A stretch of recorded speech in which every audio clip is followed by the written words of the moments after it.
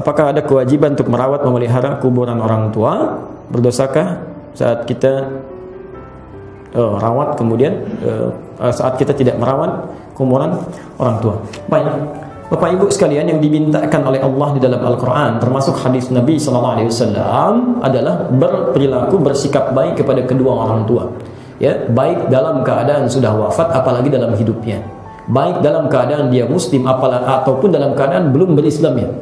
Contoh, yang dalam keadaan belum berislam, ibu bisa temukan di Quran surah ke-31 Luqman dari ayat ke-14 sampai ayat 15. Di ayat 15 ya, wa in jahadaka ala an tusyrika bima laysa laka bihi ilmun fala tuti'huma wa sahibhuma fid dunya ma'rufa. Indah sekali.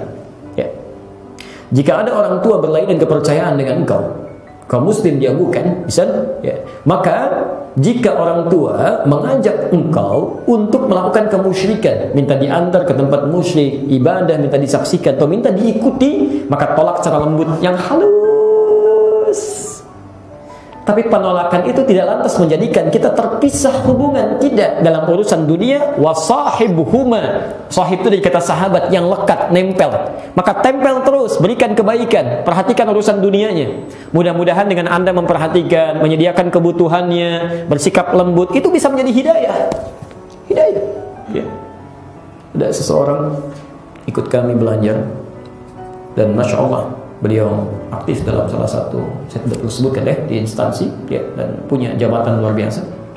Tiba-tiba berubah sikapnya, ya, sikap ibadahnya maksudnya, ya, dia lebih alhamdulillah, jadi senang ke masjid, senang i'tikaf, senang baca Quran, macam-macam.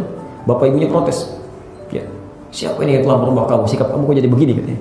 Masya Allah, kalau tidak bisa selesaikan, saya yang turun tangan, Masya Allah. Dan datang, kami sampaikan, bersikap lembut, baik, terima, kemudian balas dengan tutur yang baik. Mereka marah, kamu senyum, ya. Mereka membentak, Masya Allah, Anda bisa memberikan kelembutan, memperhatikan, dampingi, maka dilakukan itu. Bahkan kadar Allah, ibunya oleh Allah dibuat sakit, pergi ke rumah sakit, dan anak ini yang hanya mendampingi, dibalik kepadatan tugas, didampingi, dilihat, dicukupkan kebutuhannya, dicari. Apa yang terjadi?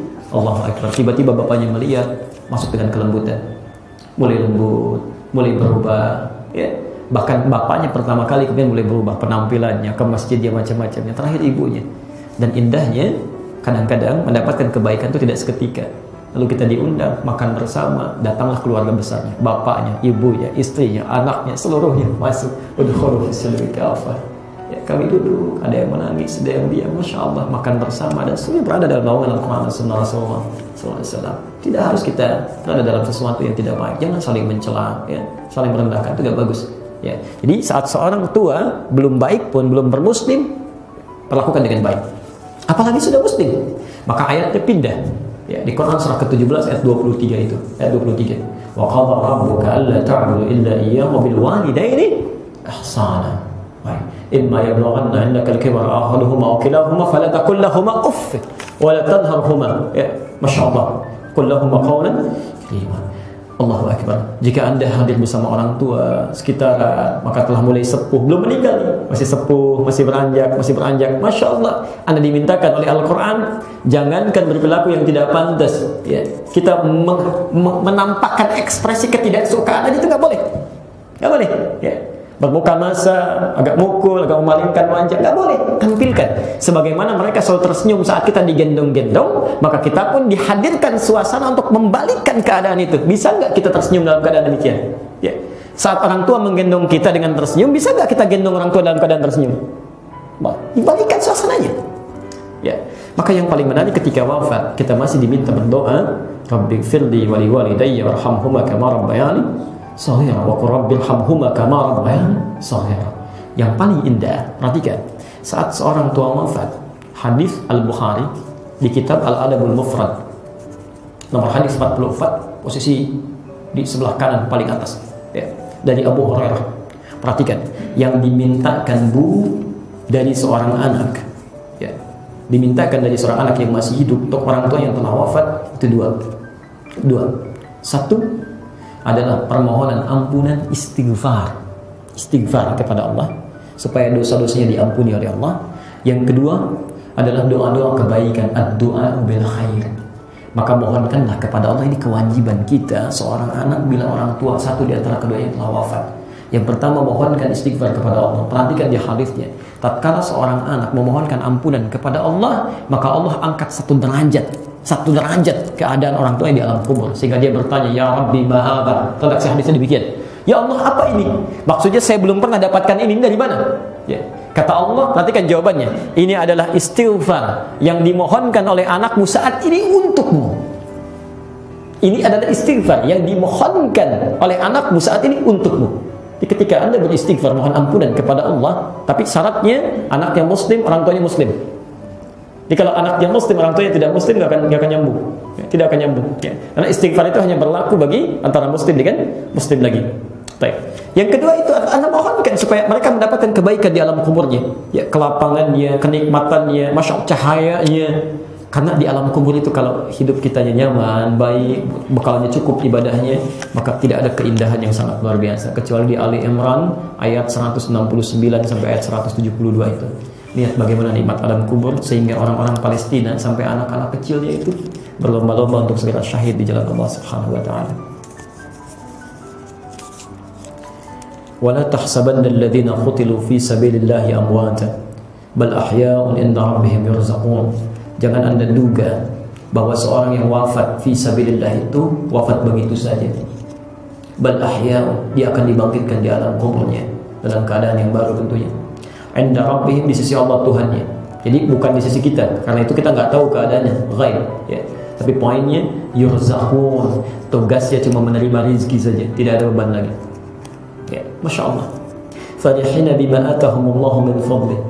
Saking banyaknya rezeki yang diberikan, orang ini gembira luar biasa, senang setiap diberikan, saking senangnya.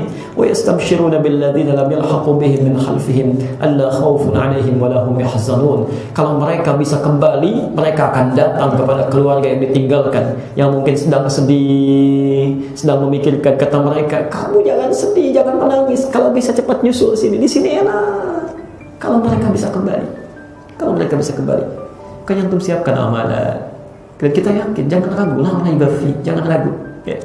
Satu kali Kak Bimo, seorang pencerita, diundang ke Palestina untuk bercerita di kisaran 150 anak TK. Anak TK, bayangkan. Diberitahu ada pencerita dari Indonesia yang mau datang, itu 2 jam sebelumnya sudah rapi, duduk menunggu. Singkatnya, begitu datang, beliau mengajukan sekitar 3 pertanyaan. Kata beliau, siapa yang ingin jadi presiden? Hampir tidak ada yang mengajukan tangan. Satu malu-malu. Siapa yang mau jadi dokter? Yang perempuan angkat tangan. Ketiga, siapa yang mau jadi pemain bola? Yang laki-laki agak banyak angkat tangan. Lihat pertanyaan keempat. Siapa yang ingin syahid di jalan Allah? Fisabilillah. Tidak ada yang angkat tangan. Tidak ada satu pun. Semuanya berdiri tegak, mengepalkan tangannya, mengatakan, kami yang wafat duluan, kami fisabilillah, kami akan syahid, kami nyusul ayah kami nyusul paman kami. Itu semua keluar menggetarkan hawa nafsu saat itu. Karena itu jangan heran kenapa anak-anak Palestina usia 4 tahun, 5 tahun masih kecil sudah dipanggil pulang, karena Allah sayang dengan mereka, Pak. Lu bisa bayangkan 4 tahun, 5 tahun itu rata-rata sudah hafal 15 juz, 20 juz. Ya. Kalau usianya belia, nggak hafal Quran, nggak punya teman itu. Gak punya teman. Perhatikan canda anak-anak Palestina, saya sering sampaikan. Ya, kalau mereka sudah hafal Quran, mereka akan keluar bermain. Kadang-kadang main perang-perangan dan sebagainya. Kalau sudah ada pesawat Zionis mengintai, dikira itu pasukan sedang berlatih. Kata anak-anak ini, lihat itu, di pesawat itu nama saya sudah terukir, saya akan pulang duluan. Kata temannya, bukan, saya akan nyusul ayah saya duluan. Bukan, saya duluan. Dan kalau sudah hafal Quran, dia akan bercanda dengan tawa temannya yang belum itu. Nanti kalau saya sudah naik di tingkat tertinggi di surga, saya akan dadahi kamu. Karena dia ingat hadis At-Tirmidzi berhadis 219 itu. Maaf, 2915. Maka saat kita akan masuk surga, kalau penghafal Quran itu lain. Ya. Kata Qurannya, Allahumma halli, ya Allah tolong hiasi penghafal Quran ini. Fayulbasu ilaihi tajul karamah, maka dipakaikan mahkota kehormatan. Begitu akan naik ke tingkat surganya, kemudian kata Qurannya, Allahumma zidhu, ya Allah tolong tambah. Kenapa? Karena penghafal Quran ini kalau orang tuanya muslim masuk surga juga, maka anaknya akan membawa mahkota dipakaikan di kepala kedua orang tuanya.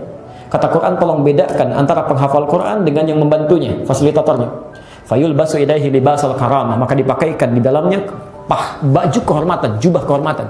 Maka naik dia, difirmankan kepadanya, faqra waqar, silakan baca Quranmu dengan tartil, fa inna akhira qiraatika akhiru manzilatika, akhir bacaanmu di situ tempat tinggalmu. Di nanti, maaf, kita akan lihat ada orang-orang yang masuk surga menyesal. Anda bayangkan, kalau masuk neraka nyesal, itu sudahlah ya. Tapi kalau masuk surga nyesal dalam tanda petik ya. Orang-orang kita lihat, ada orang hafal 5 ayat begitu, wa ulaika humul muflihun, berhenti di situ, masuk surganya. Temannya yang hafal 10 ayat masih naik ke atas. Maka ini akan berkata, ya Allah, kenapa saya dulu tidak sampai 10 ayat? Yang 10 ayat berhenti di sini, yang 20 ayat naik ke atas. Ya Allah, kenapa saya tidak sampai 20 ayat? Karena setiap yang dilihat itu mala ainun ra'at wala udhunun sami'at wala khatara ala qalbi bashar. Tidak pernah dilihat, mata didengar, telinga, dan keindahannya tidak pernah terbayangkan saat di dunia.